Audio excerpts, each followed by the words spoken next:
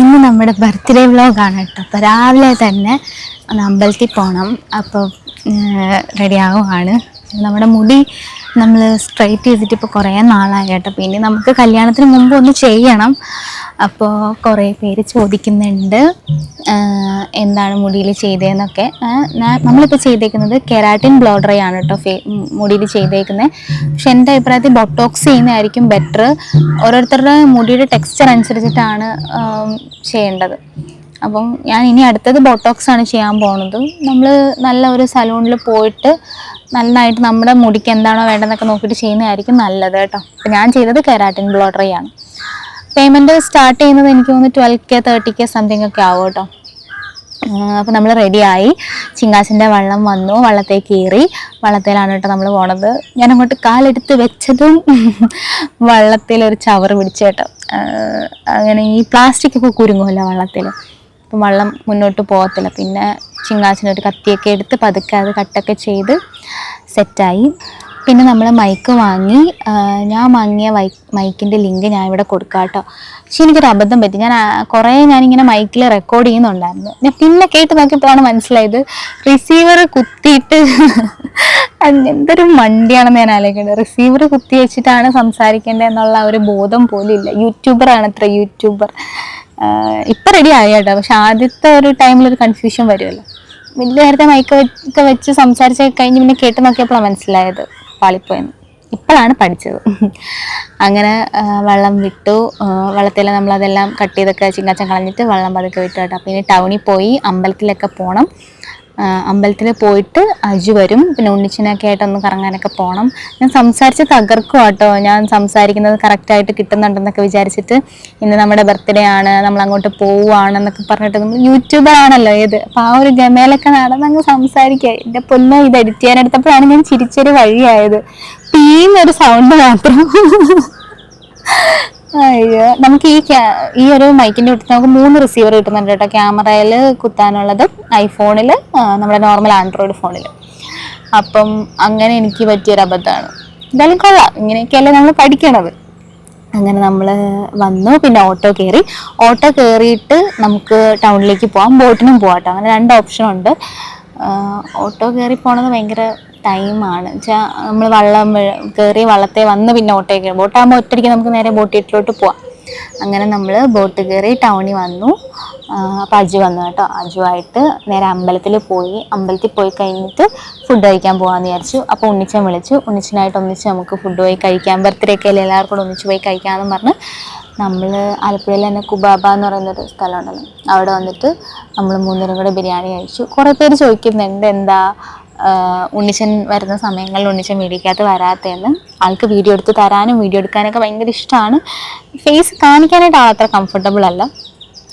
എൻ്റെ ഫ്രണ്ട്സൊക്കെ ആയിട്ട് ഞാൻ പോകുമ്പോഴാണെങ്കിലും ഞാൻ മുമ്പ് അവരെയൊന്നും കാണിക്കാത്തത്. എല്ലാവരും കംഫർട്ടബിൾ അല്ലല്ലോ ഫേസ് കാണിക്കാനായിട്ട്. മിക്കപ്പോഴും അവൻ നടക്കുമ്പോഴും അവൻ്റെ ബാക്ക് സൈഡൊക്കെ ആയിരിക്കും ഞാൻ എടുക്കുന്നത്. അപ്പം അളിയന്മാർ രണ്ടും കൂടെ ആദ്യമേ ഇറങ്ങി. ഞാൻ പതുക്കെ കുറച്ച് ബാത്റൂമിലൊക്കെ പോയിട്ടൊക്കെയാണ് ഇറങ്ങിയത്. അപ്പം അവന് ജോലി ഉണ്ടായിരുന്നു കേട്ടോ. അവൻ ജോലി സ്ഥലത്തുനിന്ന് ഫുഡ് കഴിക്കാൻ വേണ്ടിയിട്ട് വന്നതാണ്. പിന്നെ അത് കഴിഞ്ഞിട്ട് ആശാൻ തിരിച്ചങ്ങ് പോയി. പിന്നെ പെട്ടെന്ന് ഒരു അരമണിക്കൂറത്തേക്ക് ഫുഡ് കഴിക്കാനെന്നും പറഞ്ഞ് വന്നതാണ്. ഇനി അവന് ഓട്ടോ ഉണ്ട് ഉച്ച കഴിഞ്ഞിട്ട്, വള്ളത്തെ ഗസ്റ്റുമായിട്ട് പോകണം. അതുകൊണ്ട് അവനങ്ങ് പോയി. പിന്നെ ആൾ ഗിഫ്റ്റ് കൊണ്ടുവന്നിട്ടുണ്ടായിരുന്നു. അപ്പോൾ നമുക്ക് ബീച്ചിൽ പോയിട്ട് അത് തുറക്കാമെന്നൊക്കെ പറഞ്ഞിട്ടിരിക്കുമായിരുന്നു. അതാകുമ്പോൾ സ്വസ്ഥമായിട്ട് അവിടെ ഇരിക്കാമല്ലോ. അങ്ങനെ ഇത് എനിക്ക് കണ്ടപ്പോഴേ മനസ്സിലായി എന്നാ സാധനമെന്ന്. വാച്ചാണ്. എന്ത് വിശേഷം വന്നാലും ഒരു വാച്ച് അത് മസ്റ്റാണ്. എനിക്ക് ആൾ ഏറ്റവും കൂടുതൽ തന്നിരിക്കുന്ന ഗിഫ്റ്റുകളിലുള്ളത് നോക്കിയാൽ വാച്ചാണ്. എന്തെങ്കിലും വിശേഷ ദിവസം വന്നാൽ ഒരു വാച്ച് ഗിഫ്റ്റ് ചെയ്യും. ബർത്ത്ഡേ വന്നാൽ മിക്കവാറും കല്യാണം കഴിഞ്ഞ ഒരു വാച്ച് കട തുടങ്ങേണ്ട അവസ്ഥയാണ്. എൻ്റെ കയ്യിലുള്ള വാച്ചിൽ എൻ്റെ ഒരു കയ്യിലൊരു ബ്രൗൺ വാച്ചുണ്ട്. ആ വാച്ച് ഒഴിച്ച് ബാക്കി എല്ലാ വാച്ചും അജു വാങ്ങിത്തന്നതാണ്.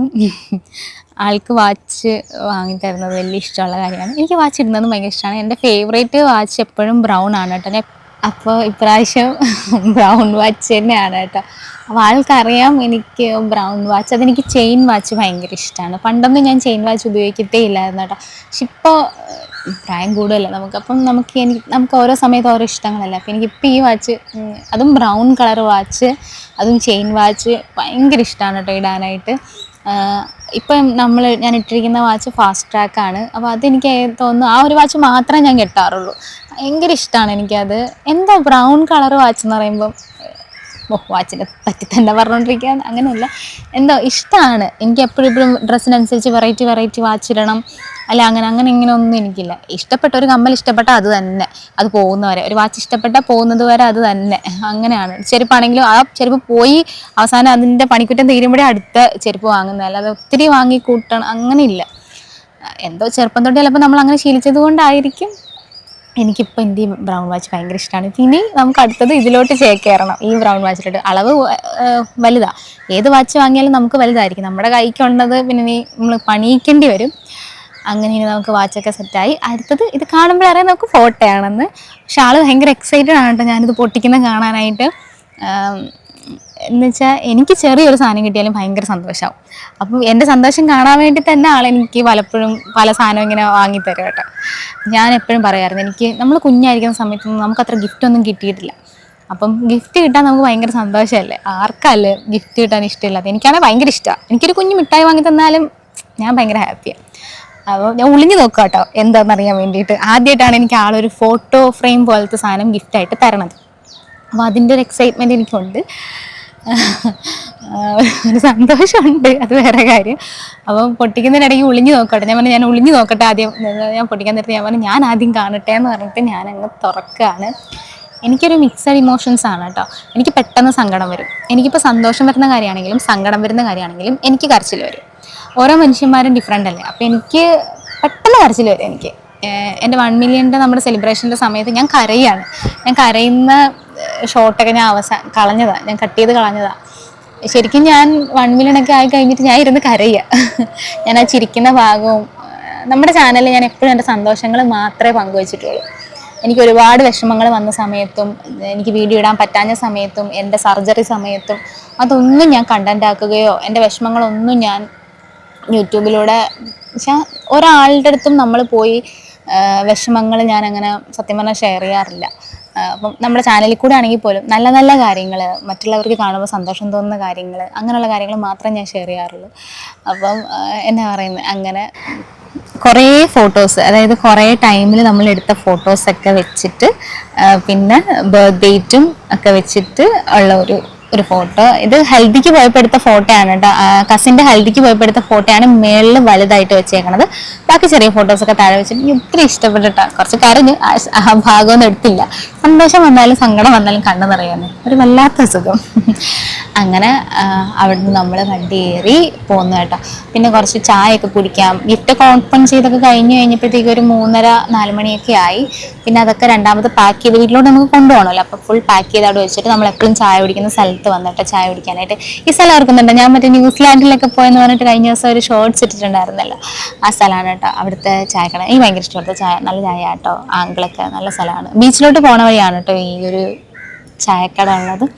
നല്ല ചായ. പിന്നെ അവിടെ നിന്ന് വീഡിയോ ഒക്കെ എടുത്തിട്ട് 2 ചായ വാങ്ങി അവിടെ നിന്ന് ചായ കുടിക്കാം. പക്ഷെ അവിടുത്തെ ഒരു സ്ഥലത്തിൻ്റെ പ്രത്യേകത എന്താണെന്ന് വെച്ച് കഴിഞ്ഞാൽ സൈഡിൽ കൂടി നമ്മുടെ ഒരു കുഞ്ഞ് തോട് പോലെയൊക്കെ പോകുന്നുണ്ട്. നല്ല ഭംഗിയാണ് അവിടെ നിൽക്കാനായിട്ട്. ഒത്തിരി ആൾക്കാർ വന്ന് ചായ കുടിക്കും. എന്നാൽ ആരും തമ്മി നമ്മളിങ്ങനെ എന്താ പറയുക, ഭയങ്കര ഒരു പ്രൈവസിയാണ്. ആരും അങ്ങോട്ടും ഇങ്ങോട്ടും തുറച്ചു നോക്കും, അങ്ങനെയൊന്നുമില്ല. എല്ലാവരും ഹാപ്പി ആയിട്ട് അവിടെ നിന്ന് ചായ കുടിക്കുക. അവിടെ വന്ന് ചായ കുടിക്കാൻ വന്നവരുമായിട്ട് കമ്പനിയായിട്ട് ഫ്രണ്ട്സ് ആയവരുണ്ട് കേട്ടോ.